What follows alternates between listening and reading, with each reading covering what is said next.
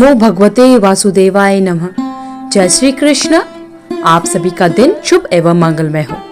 सफला एकादशी की आप सभी को हार्दिक शुभकामनाएं। आज की इस वीडियो में हम सफला एकादशी की व्रत कथा को सुनेंगे, साथ ही जानेंगे भगवान श्री हरि विष्णु का पूजन का शुभ मुहूर्त क्या रहेगा।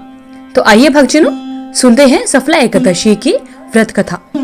धर्मराज युधिष्ठिर कहने लगे कि हे जनार्दन, मैंने मार्गशीर्ष शुक्ल एकादशी अर्थात मोक्षदा एकादशी का सविस्तार वर्णन सुना। अब आप कृपा करके मुझे पौष माह की कृष्ण पक्ष की एकादशी के विषय में भी बताइए। इस एकादशी का क्या नाम है तथा इसके व्रत का क्या विधान है, इसकी विधि क्या है, इसका व्रत करने से किस फल की प्राप्ति होती है। कृपया यह सब मुझे विधान पूर्वक कहिए। तब भगवान श्री कृष्ण बोले, पौष माह की कृष्ण पक्ष में आने वाली इस एकादशी को सफला एकादशी कहा जाता है। इस एकादशी के देवता श्री नारायण हैं। विधि पूर्वक इस व्रत को करना चाहिए। जिस प्रकार नागों में शेषनाग, पक्षियों में गरुड़, सब ग्रहों में चंद्रमा, यज्ञों में अश्वमेध और देवताओं में भगवान विष्णु श्रेष्ठ हैं, उसी तरह सब व्रतों में एकादशी का व्रत श्रेष्ठ है। जो मनुष्य सदैव एकादशी का व्रत करते हैं वे मुझे परम प्रिय होते हैं। इसका महात्म्य मैं तुमसे कहता हूँ, ध्यान पूर्वक सुनो। भक्त वत्सल भगवान श्री कृष्ण कहने लगे कि धर्मराज, मैं तुम्हारे स्नेह के कारण तुमसे कहता हूँ कि एकादशी व्रत के अतिरिक्त मैं अधिक से अधिक दक्षिणा पाने वाले यज्ञ से प्रसन्न नहीं होता हूँ। अतः इसे अत्यंत भक्ति और श्रद्धा से युक्त होकर करना चाहिए। हे राजन, द्वादशी युक्त पौष कृष्ण एकादशी का महात्म्य तुम ध्यान पूर्वक सुनो। चंपावती नगरी में एक महिष्मान नाम का राजा राज्य किया करता था। उसके 4 पुत्र थे। उन सब में लुम्पक नाम वाला बड़ा राजपुत्र महापापी था। वह पापी सदा परस्त्री और वैश्यागमन तथा दूसरे बुरे कर्मों में अपने पिता का धन नष्ट किया करता था। सदैव ही देवता, ब्राह्मण, वैष्णवों की निंदा किया करता था। जब राजा को अपने बड़े पुत्र के ऐसे कुकर्मों का पता चला तो उन्होंने उसे अपने राज्य से निकाल दिया। तब वह विचारने लगा कि कहाँ जाऊं, क्या करूं, कैसे अपना जीवन व्यतीत करूं। अंत में उसने चोरी करने का निश्चय किया। दिन में वह वन में रहता और रात्रि को अपने पिता की नगरी में चोरी करता तथा प्रजा को तंग करने लगा और उन्हें मारने का कुकर्म करता था। कुछ समय पश्चात सारी नगरी भयभीत हो गई। वह वन में रहकर पशु को भी मारकर खाने लगा। नागरिक और राज्य के कर्मचारी उसे पकड़ लेते, किंतु राजा के भय से उसे छोड़ देते। वन में एक अति प्राचीन विशाल पीपल का वृक्ष था। लोग उसकी भगवान के समान पूजा किया करते थे। उसी वृक्ष के नीचे वह महापापी लुम्पक रहा करता था।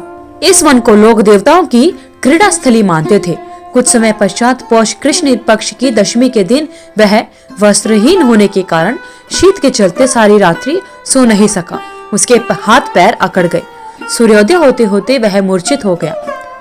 दूसरे दिन एकादशी को मध्याह्न के समय सूर्य की गर्मी पाकर उसकी मूर्छा दूर हुई। गिरता पड़ता वह भोजन की तलाश में निकला। पशुओं को मारने में वह समर्थ नहीं था, अतः पेड़ों के नीचे गिरे हुए फल उठाकर वापस उस फल वृक्ष के नीचे आ गया। उस समय तक भगवान सूर्य अस्त हो चुके थे।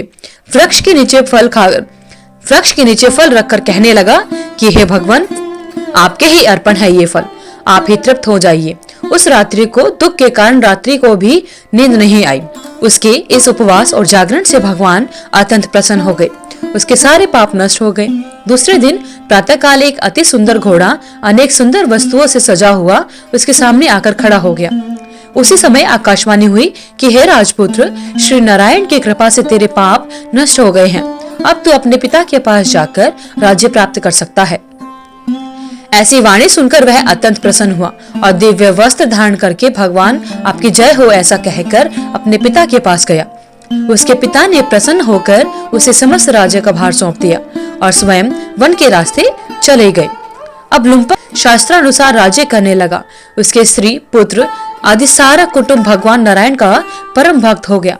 वृद्ध होने पर वह भी अपने पुत्र को राज्य का भार सौंपकर वन में तपस्या करने के लिए चला गया और अंत समय में वैकुंठ को प्राप्त हुआ। बोलिए भगवान श्री हरि विष्णु की जय। अतः जो मनुष्य परम पवित्र सफला एकादशी का व्रत करता है उसे अंत में मुक्ति मिलती है। जो नहीं करते हैं वे पूंछ और सींगों से रहित पशुओं के समान हैं। इस सफला एकादशी के महात्म्य को पढ़ने से अथवा श्रवण करने से मनुष्य को अश्वमेध यज्ञ का पुण्य मिलता है।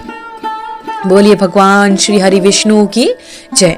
तो इस प्रकार भक्तजनों, पौष माह की कृष्ण पक्ष की एकादशी अर्थात सफला एकादशी की व्रत कथा संपूर्ण होती है। भगवान श्री हरि विष्णु की और माता लक्ष्मी की आप सभी पर कृपा बनी रहे। हे भगवान नारायण, जिस प्रकार आपने लुम्पक पर अपनी कृपा बनाई, उसी प्रकार सफला एकादशी के व्रत को करने वाले और व्रत कथा को सुनने वाले सभी पर अपनी कृपा बनाए रखना। हिंदू पंचांग के अंतर्गत प्रत्येक माह की 11वीं तिथि को एकादशी कहा जाता है।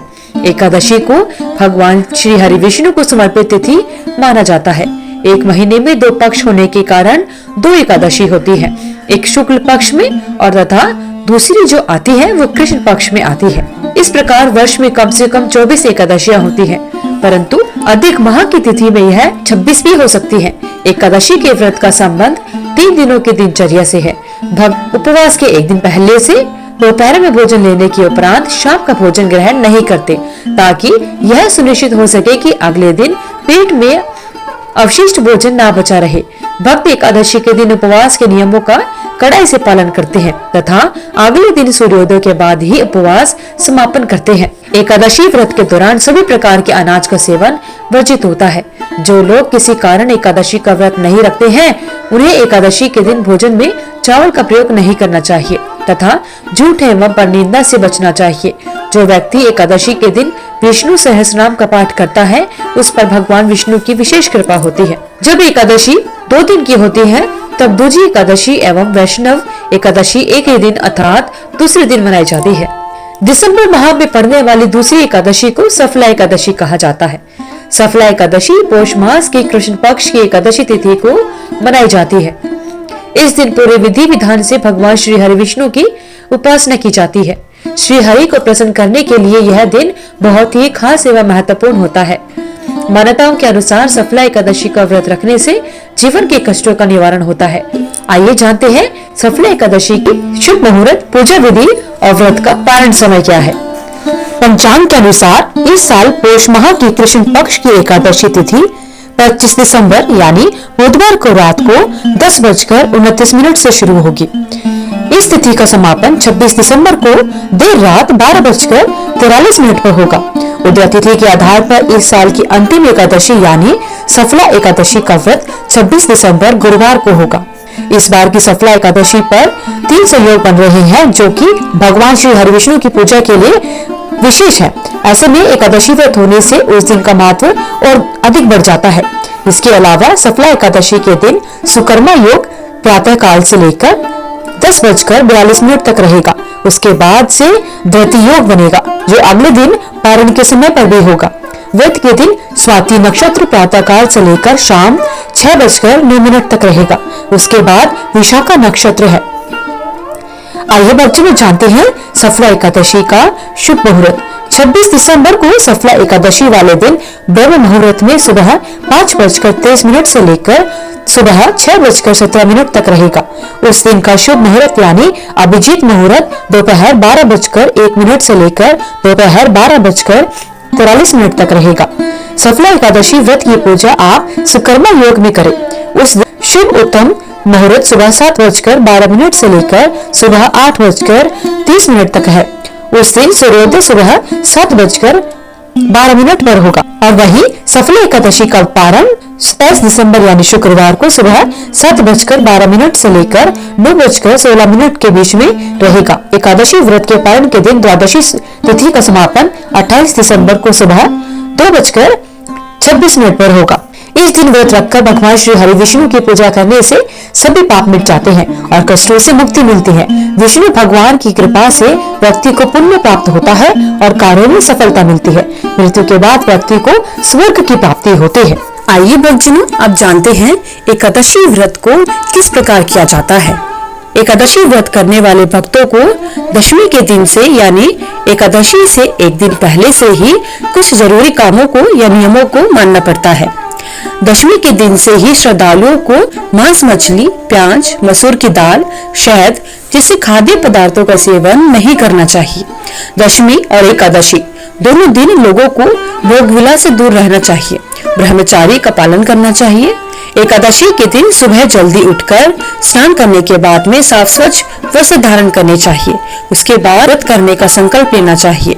घर के मंदिर में दीप प्रज्वलित करें। भगवान विष्णु का गंगा जल से अभिषेक करें। भगवान विष्णु के साथ साथ माता लक्ष्मी की भी पूजा करनी चाहिए। भगवान विष्णु को पुष्प और तुलसी दल अर्पित करना चाहिए। अगर संभव हो तो इस दिन व्रत भी अवश्य रखें। भगवान की आरती करें। भगवान श्री हरि विष्णु को भोग लगाएं। भगवान श्री हरि विष्णु को जो भोग लगाया जाता है उसमें तुलसी दल अवश्य शामिल करना चाहिए।